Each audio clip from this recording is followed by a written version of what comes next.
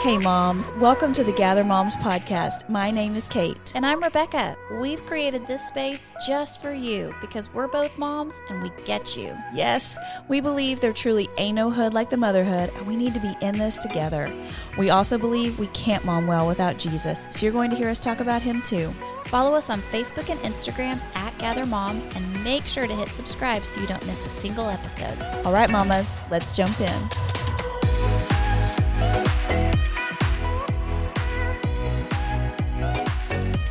Hey moms, welcome to episode 29 of the Gather Moms podcast, and we are still camped out in our homes in season 3. We're going to be camped out here a while. Yes, we are talking about home, and we love camping out here, and we've been here You for are not a a minute. camper. You have already told me that. You do not like camping. I like nice camping. Glamping. Clean camping. Hotel camping. Well, it doesn't even have to be in a hotel. It needs to be like, I can potentially tent camp, but it needs to be like, I don't know if you've ever seen, you don't watch this stuff. Okay, but the people listening, Parks and Rec, they go and they have to go tent camping, and Aziz Ansari, I can't remember what his character's name is on the show, but he has like a tent and he has like blow up beds. He has a TV in there. A TV? Yeah, and like a smoothie machine. I thought the point of camping was to not be around your TV. Okay, fine. I don't have to have a TV, but I need a decent bed and a tent that's good, But I'm not trying to rough it. I don't feel like there's the purpose in that. I've been through rough things. I'm not going to subject myself purposely to rough things unnecessarily. Look, I just know myself. I like bathrooms. Yes. And floors that aren't dirt. Let me tell you, there is something about those camping, multi-purpose bathrooms or whatever you have to walk down to. Then you have to have shower shoes. It's like a whole thing. It's like a whole nother wardrobe you have to take with you just to go to the bathroom when you're camping. I'm not going to do it. Okay, well, thankfully, we're not talking about camping. We're talking about home, where we don't have to have, ideally, you guys, you're not having to wear shower shoes in your own home. Depends on the bathroom I go in. But that's right. Hopefully you can just go foot unencumbered right into the shower. Okay, we'll take that. No shoes necessary. Yes. Hoping for the best. But we are here in our home, and today, this is Kate, and I'm getting to take the lead, and I am going to open the door to the scariest room in my house. What do you think that it is? My brain is like going. I'm trying to, because we've already done bathrooms, so it's not the bathroom. So for some people, the scariest room in their house is like the laundry room, right? Or for others, it's the teenage boys' room. Okay. In my house, the scariest room is Caroline's room. Plus, Caroline, if she listens to this podcast one day, she's going to learn so much about her life as a child. Oh, what a terror she was. Yes. Bless her. Yes. It makes her strong and independent one day, right? That she hears all the bad things she did? No, these are the characteristics that are being built into her to be president one day. She's going to do it. If Caroline was president. Oh my gosh. So I wanted us to talk today about little rooms, little people's rooms, toddler rooms, because I think they're different than big kid rooms. I think they're different than even elementary age school rooms or big people rooms. I think little people rooms are special. I love that you're saying little people. Well, because I don't necessarily want to say toddler, but it's kind of like the preschooler's room. Ooh, I like preschool. Yes, reminds me of Toy Story. Okay. Right? When they're in the preschool room with all the weird toys that want to hate on them. Yeah, the preschool room, somewhere between baby and elementary age kids, that they kind of have these little rooms, and they are not necessarily good at cleaning for themselves yet. You said cleaning themselves. Well, she's also not good at that. Okay, this may be TMI, but she got new panties for Valentine's. Oh, was that her Valentine gift?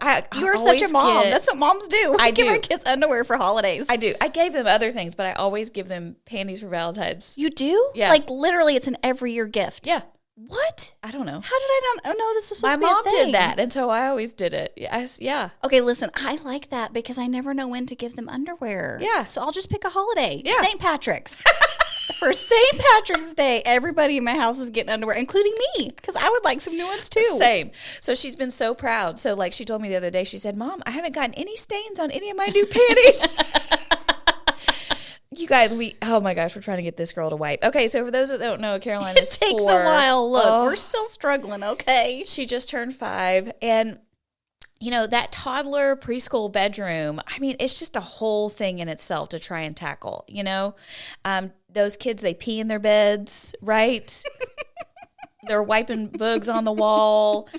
They spill things in there. Listen, when my daughter takes a yogurt, like a Danimal, into her room, and then you find it like laid over on the floor, and you're concerned because you're not sure if it's now in the carpet or did she really drink it all? That's always my question. Yeah. Did she really drink it all? Yeah. Okay. Yeah. Or did some of it spill down in the carpet? We're going to smell it later. It's fine. Ew. Yeah, nasty milk. That's gross. Mm-hmm.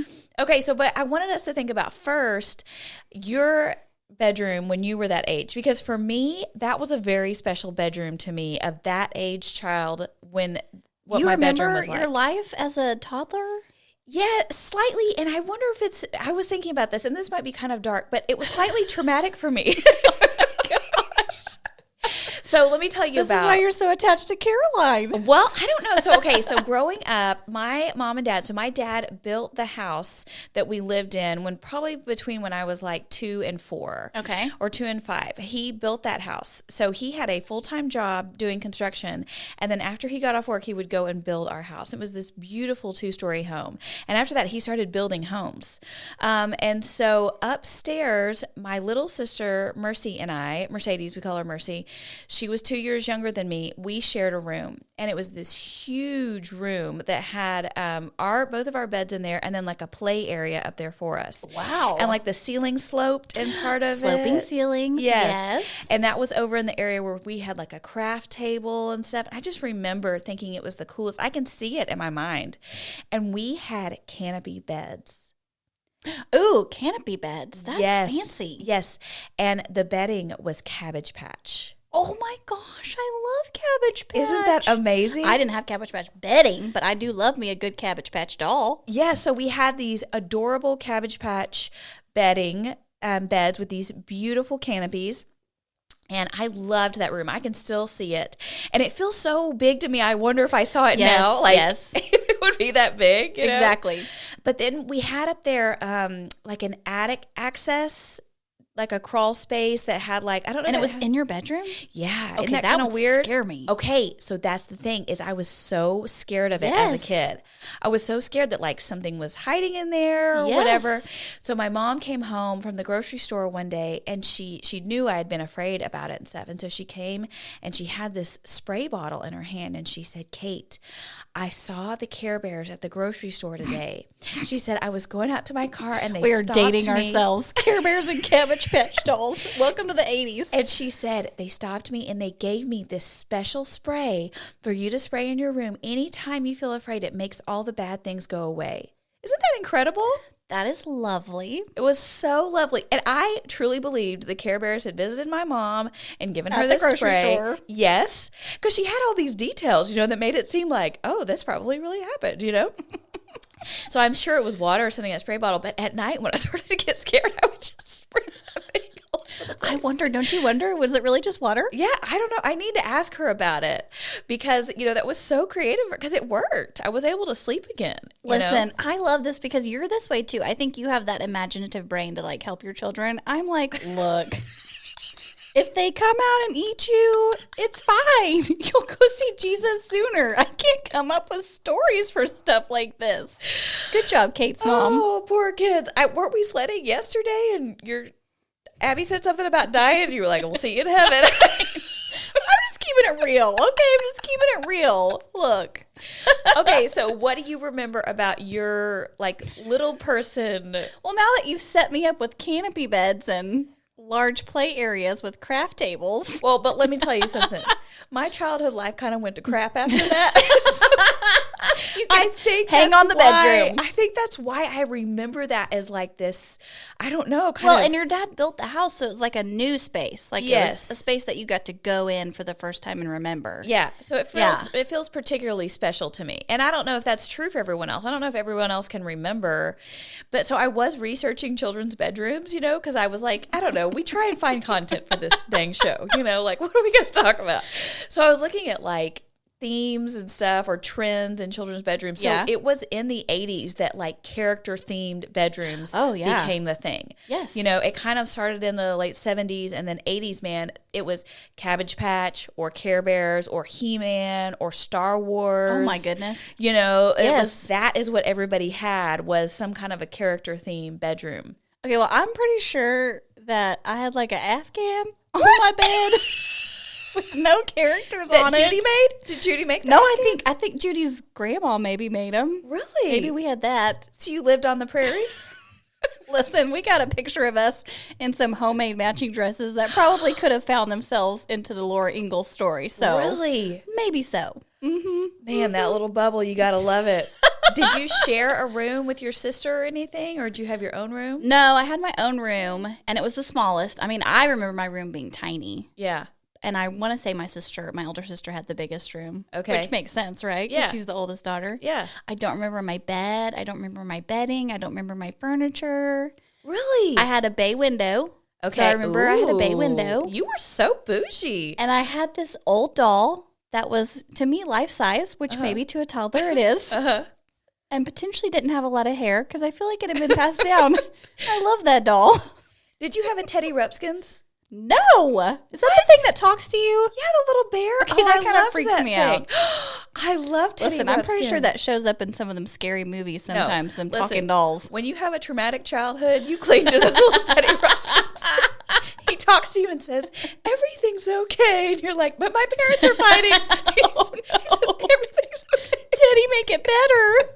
I had Barbies. Did you have Barbies? Yeah, I did, but that was older. I mean, I think I was older. That was then we moved a couple more times because then my parents separated and all that. So, but no, yeah. I do not. I really thinking of myself between the ages of 2 and 5.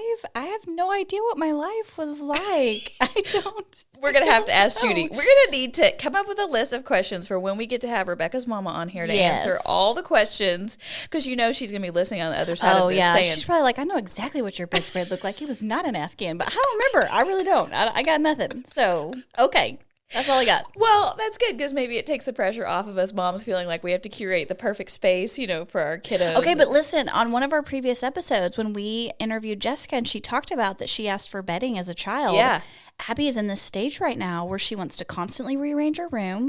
She wants different bedding every day of the week. Yeah. And I don't know, in my brain I'm going, ooh, is she going to be a decorator one day? Yeah. Because I never cared about that stuff growing up. So that's funny. See, and I did. I always liked that. You did? Yeah. And then when I got to middle school, I had Ralph Lauren bedding and I thought I was just so cool. It was what everybody had. All this floral nonsense. Oh, it was terrible. Oh, wait, what's that thing that your mother-in-law buys the dresses for the girls? Laura Ashley? Yeah. Like Laura that? Ashley. Is that the same? Okay. Yeah. Yeah. And I don't remember growing up, I don't remember getting in trouble a lot for my bedroom being messy or anything. I just don't have any memories of that. But I do remember so distinctly one time, this was not in that same house. It was in our next house. But I still was probably only 5 or 6. And my mom told me to clean my bedroom. And so I think I really didn't want to do it. And so I found some suitcases and I put all my toys and everything that was on my floor in these suitcases. And I stacked them up in my closet. And I remember my mom coming into my room and she was like, oh, it's so clean. And I was standing against my closet door. She was like, well, open the closet. And she opened it. And I've got all these suitcases stacked up. But listen, it's like you helped her out, because if she was going to follow through with that whole I'm throwing away anything that you don't pick up, she could have just grabbed that suitcase and walked it out to the street to put in the trash can. Yes. Bye-bye. She sure could Care have. Bears. Yes. See you later, Cabbage Patch doll. I don't know why I did weird things. She would tell me to vacuum the floor. I don't know if I was just being rebellious, but I didn't want to. So I would just run the vacuum, not turn it on, but I would just move it back and forth over the floor so it would make the lines. But you're still doing the work. For sure. Still doing the work. Kate was a creative child, therefore she's a creative adult. I feel like, those little childhood rooms are so important for, I don't know, that's kind of where you start becoming a person, It's different from the baby room, from the nursery, because it's the first time that you kind of start to have a space potentially that's your own, as a little No, one. I see that. I do see that in my daughter. I feel like she feels like she has control in that space. Yeah. And so she can put the things where she wants them. Right. So it almost makes her feel, I don't know, is that a way to deal with anxiety? I don't know. Yeah, for sure. I think so. It gives you some ownership and some control, and it's your toys in there. It's your things. And Yeah, I mean, even little Caroline, I tried to put some new pillows in her room and she just kept putting them on the floor. And I was like, you don't like these? She was like, nope, I don't want these in here. She's got a mind of her own. Yeah, she does have a mind of her own. She's about to tell you. So what I wanted us to talk about with these, preschool bedrooms is I really do think it's a hard thing trying to deal with keeping them clean or organized, because it's so difficult because for most of us, some of us have a playroom or something where we can put some of the toys, but surely they're probably going to have toys in their room. And so trying to keep all of that straight, their toys, their clothes, and you're kind of in that situation in their life where you're trying to teach them to get themselves dressed. Yes. To put their clothes in the dirty laundry, to put their toys away. You're kind of in that whole training ground. And I just think it can be exhausting trying to teach them all of those things and keep up with all of that. I think part of it for us as moms, too, is that they are growing through a change in their likes and dislikes. Yeah. And so some of the toys that I want her to keep in her room, it's not because she wants them. It's because I don't want to let them go yet. Really? Because to me, it's a sentimental part of her growing up. Yeah. So I think even sometimes as moms, we play a role in that because we're not ready for them to change or grow. Yeah. Yeah. So with us, the situation that's going on with Caroline right now, so we kind of redid our upstairs hangout area. And when we put in all those cabinets, all the built-ins, well, that meant that like the huge dollhouse and the big kitchen and everything had to come downstairs. And so all of that went into her room. Yes. So her room is awesome because it has the dollhouse. It has the kitchen. I bet it's really full, too. Okay, so it has all her dress-up clothes. It has all her babies. It has all of her regular toys, right? And we all know that houses in the modern day do not have large closets. So you can't fit nothing in there. We don't have big closets. She has, 30 stuffed animals. And I mean, it's just, honestly, it's just too much stuff. And that was one thing that I remember you and I went to a mom's thing, and these moms were talking about, I don't know, teaching their kids things. And I think a mom asked the question, how do I help my kids keep their rooms clean? And one of the more veteran moms said, first the question that you need to ask is, does that child have too many things that they cannot keep it clean? Oh, yeah. Are there we're asking them to do something they can't do because there's too much stuff in there. It's nearly impossible. Yes. Right? Because if they get one thing out or two things out and they don't clean it up, well, now the floor is all completely covered again. That's so true. And I remember walking away from that going, oh my goodness, I could be putting a burden on my kids that, this 5-year-old cannot bear because there is just too much in their room. They can't keep up with it. No, that's so good. I mean, I even think about myself. I have places in my house where I can't keep it clean. It's because I've got too much stuff. Yeah. And yet we think our little ones can figure that out on their own in their own bedrooms. We've got to help. Right. And so I was thinking about, that there's some options there for how we can help. First of all, you may need to just take some stuff out and donate it. But pro tip number 1, do not do that while the child is home. My gosh, you will not get rid of a single thing. And don't put it in the trash can when they're coming home from school because they're going to open that lid and be like, what in the world is this doing in the trash can? And they will cry, it's their favorite. I mean, they have not played with that in 2 years, but That's they will so cry. true. Who put this in the trash?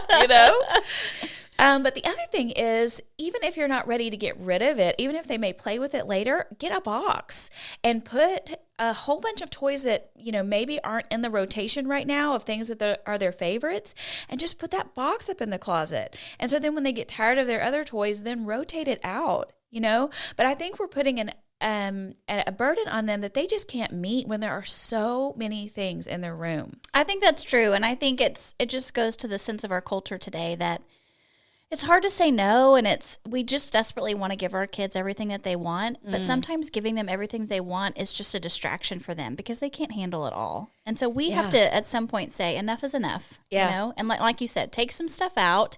Maybe they don't notice it, and maybe it really is. Right. All right, I can give this away now. Well, I take that back. 6 months later, our kids can come out the blue with, hey, where's my blah, blah, blah. Yeah, no, and then you say, oh, there's a rabbit. You want a popsicle? Or you give them the sob story, baby, there was this little boy or girl that didn't have any toys, and we needed them to have the toys. Yes.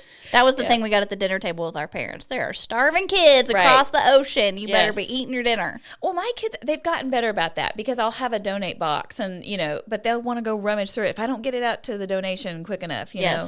But I'll have to talk to them about other kids need these and things like that. Yes. So I wanted us to talk about, I think that there's an aspect of training that's involved in this age of childhood with their rooms and their transition that I think sometimes we as moms get stuck and frustrated because we forget that this is training. And so when we see their dirty clothes all over their floor or the 20 different outfits they've tried on that are on their floor or, the markers on the walls, or in Caroline's case, the permanent marker, the red permanent marker. You mean that red Sharpie she wrote her name with? She drew all over her really pretty pink quilt on her bed with, Did you get that out? No. Did you try? No, I didn't try, and I'm not going to replace her quilt anytime soon. Fool me once, shame on you. That's right. So I'm not. You said hurry. Write some more stuff on it. You want to write a letter to Santa? Let's do it right here on the bedspread. Or they put stickers on their furniture, or there's slime that they got at the treasure box at school. Yes, ma'am. And there is such thing as cheap slime. Okay, let's not go cheap with the slime. I mean, we had to outlaw it in our house, but I just think there's so much of that I think for these little 3 and 4 and 5-year-olds that we get so frustrated with them because they do these things and we forget that we're training them. We're training them, and that we have to be patient because this is training. If you think about, okay, first of all, let me just say, I'm saying this to the moms because I needed to remember this for myself. So it's not like I have this figured out. I think it's just a good thing for us to have a refresher. Because when I think about, Jeremy and I trained for a marathon years ago when Lydia was little. And it wasn't like one day I ran out and ran, 13 miles. That's right. No, certainly not. Like, we had to read about it and we had to get coaching and I needed encouragement and we had setbacks. And, it took months and months and months until I was able to run 10 miles at a time. It took a lot of training. And I think that's something for us to keep in mind with our own kids. That this is a training ground and they are not going to get it right the first time. Well, and that the things that we're doing now, the hardship or the struggle or the frustration that we may have is honestly just like building for what's to come in their future. Yeah. Like, we are trying to teach these little people to be awesome big people one day. Yeah. And so what I'm doing right now with my kids, even though it may seem like, it's never getting any better, I am really planting those seeds in them because one day they're going to have their own house and I guarantee they're going to have a kid. Yes. Just like themselves. Yes. Doing the same things. And so we are really putting into them something that's going to come out at some point. For sure. I was just complaining. It's kind of a joke in the house, Caroline's room, because it's just such a disaster. And so I was complaining or something, making some kind of offhanded comment about it yesterday. And my sweet Lydia, my middle child, who's now 10, said, Mom, I remember my room used to be that way, but you taught me that everything has a place, and now my room is clean. I think Caroline's ready for that. And it was like a light bulb moment for me where I was like, duh, I did this with you and we had to go through this time of struggle, but now you keep your room clean and Girl, you know where things go. Said back to you, like, you need to record that and save that for your moments of motherhood despair when you can be like, I actually said something that my kid remembered. You put something in her that's now coming out. It was so good. And the other thing I thought about in leading up to this is you and I are doing the Bible recap right now. We're reading through the Bible in a year and we are in Leviticus, which is somewhat of a beatdown.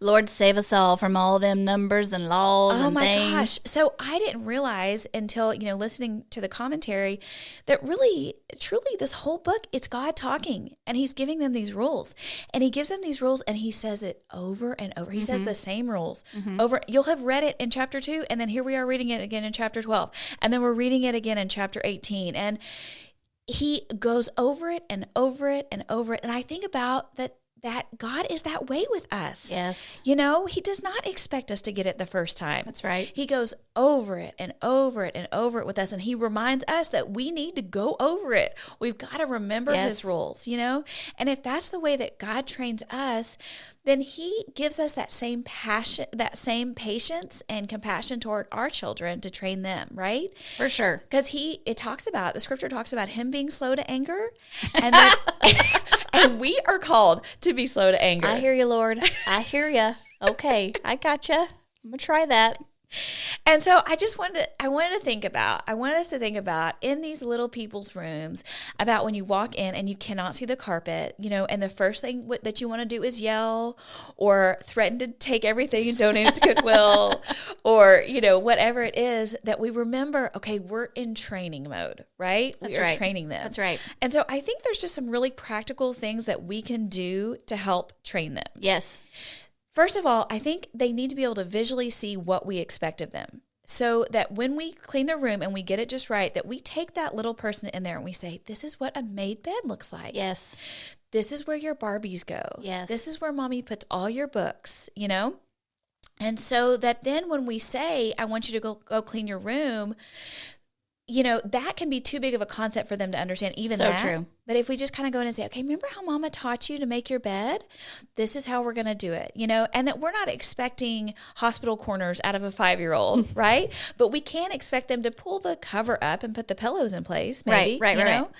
I read about, there is a website I love. So when I was doing teacher training, there's a organization called Conscious Discipline.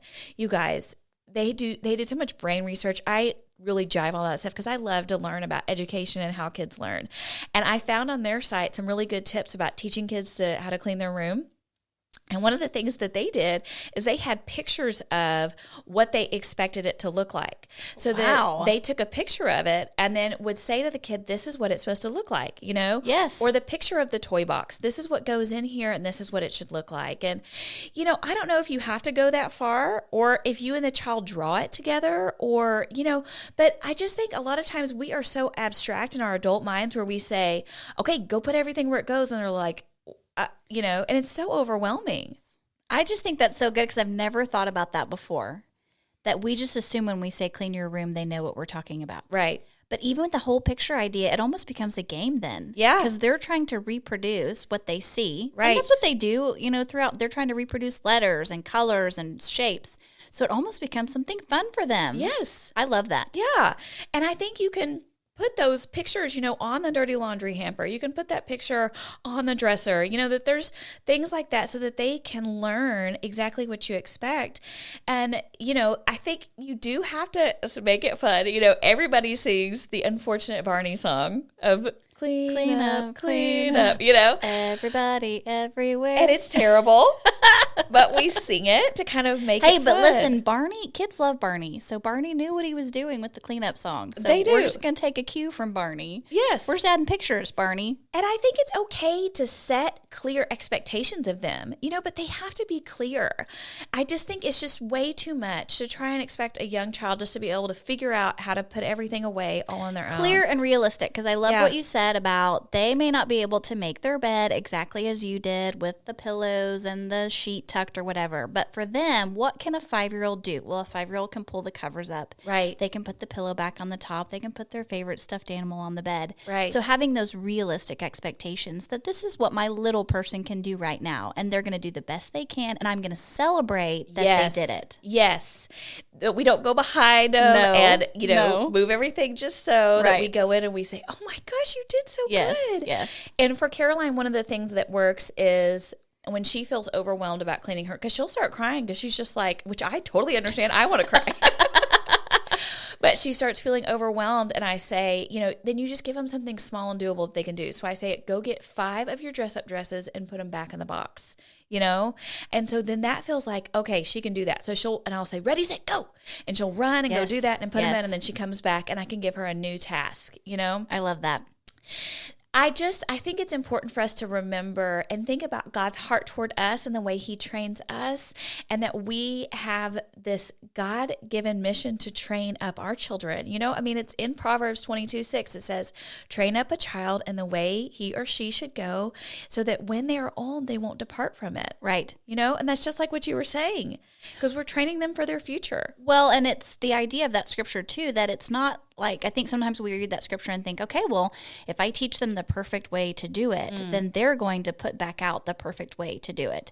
But we all know as adults that we have moments that we do things really well and moments that we don't do things really well. Right. But the more that I'm putting into them the truth, the more that I'm training and I'm giving clear expectations and realistic expectations, the more that they're able to then put that back out. And just like we said, we're growing little people into big people. And one day, as a big person, they're going to remember those things that we taught them when they were young. And we don't know how they're going to come out in their own house, but I believe that they're going to use what we've given them, just like we use what God's given us, to then create a life for themselves that they can be proud of, that they can be happy with their home one day. That's so good.